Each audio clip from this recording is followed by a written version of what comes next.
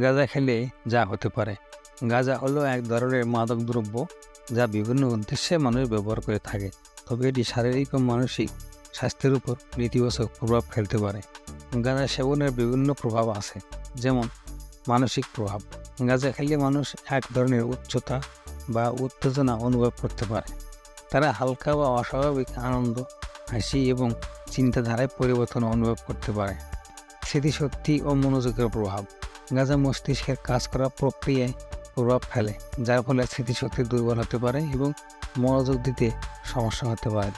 আতঙ্ক বা প্যারানিয়া।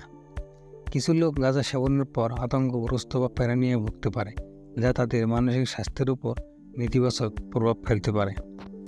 হৃদস্পন্দন বৃদ্ধি। গাঁজা সেবনের পর হৃদস্পন্দনের গতি বৃদ্ধি পেতে পারে। শ্বাস প্রশ্বাসের সমস্যা। দীর্ঘ সময় ধরে গাঁজা সেবন করলে শ্বাস প্রশ্বাসের সমস্যা দেখা দিতে পারে, বিশেষ করে যারা ধূমপান করেন। ক্ষুধা বৃদ্ধি। গাঁজা খেলে ক্ষুধা বেড়ে যেতে পারে, যা অনেক সময় মানজিস বলে পরিচিত। আসক্তি। গাঁজা দীর্ঘদিন ধরে ব্যবহার করলে আসক্তি তৈরি হতে পারে।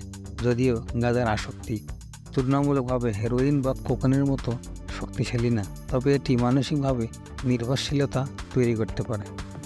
মানসিক স্বাস্থ্য সমস্যা। যারা দীর্ঘদিন গাঁজা সেবন করেন তাদের মধ্যে মানসিক স্বাস্থ্য সমস্যা যেমন উদ্বেগ, বিষণ্ণতা এবং সিজোফ্রেনিয়ার মতো রোগের ঝুঁকি বাড়াতে পারে। কর্মক্ষমতার হ্রাস। গাঁজা সেবনে মানুষের কর্মক্ষমতা, সৃজনশীলতা এবং চিন্তা ভাবনার ধারাবাহিকতা ব্যাহত করতে পারে।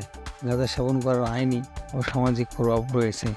অনেক দেশে এটি বেআইনি এবং এটি সেবনের জন্য শাস্তি বা জরিমানার সম্মুখীন হতে হয়।